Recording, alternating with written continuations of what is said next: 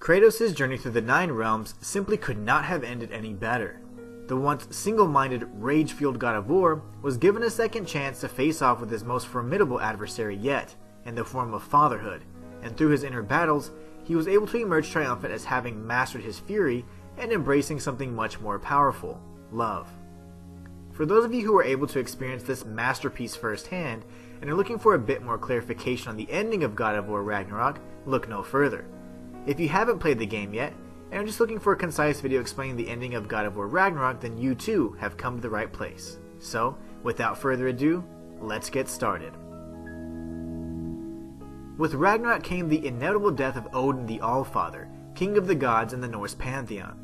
This epic battle of unprecedented proportions resulted in the imminent destruction of Asgard, and fragments of the Aesir realm were spread across the remaining lands of the World Tree. The survivors of Ragnarok sought refuge in Midgard to allow themselves the opportunity to acknowledge the magnitude of Odin's death and what impact it may have in the future of the 8 intact realms.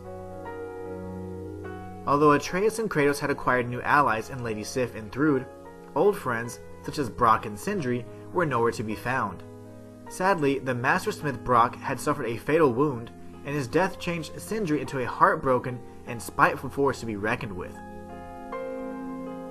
As Atreus made his way up the peak to reunite with his father, he encountered Angrboda, who was eager to showcase her final mural to the duo that ended the tyrannous reign of the Allfather. The first sight of the mural documented how Faye had defied her people and destroyed the prophetic mural that told of Kratos' death and Atreus' eventual servitude to Odin. As we learned in the events that led up to Ragnarok, the Norns did not control fate, they simply understood the predictable nature of man.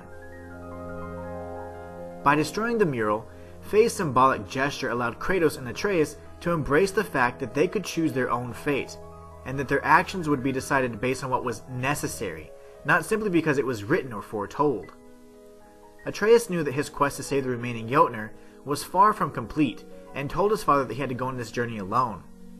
Kratos embraced his beloved son, and blessed his journey by stating that he knew Atreus was ready. Although Loki would go forward, Atreus would remain in his heart.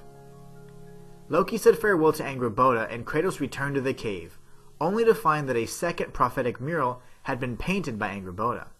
This final mural documented Kratos' journey from Greece to Nordic lands, his quest with Atreus to Jotunheim to spread Faye's ashes, his battle with Thor, and in place of his prophesied death, a new panel that had been painted over the original, representing not only how change was possible, but how Kratos would be worshipped as a god once more, a god of peace and prosperity, not one of war.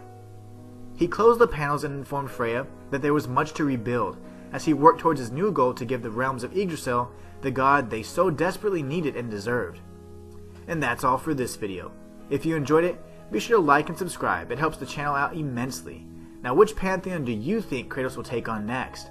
Let me know in the comments down below, and until next time, it's the Inhuman One, signing out.